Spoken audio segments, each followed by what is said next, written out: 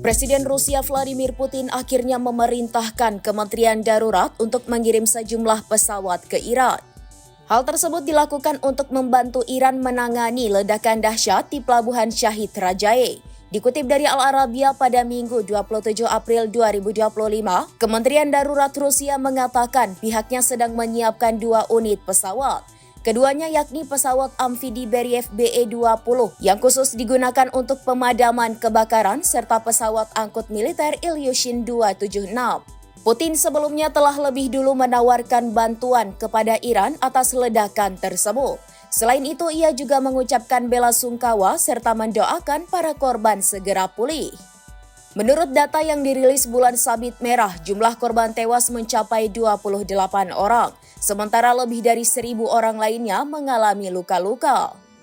Korban luka saat ini telah dipindahkan ke kota Teheran untuk mendapat perawatan medis. Hingga saat ini, api masih belum padam sejak ledakan terjadi pada Sabtu 26 April 2025.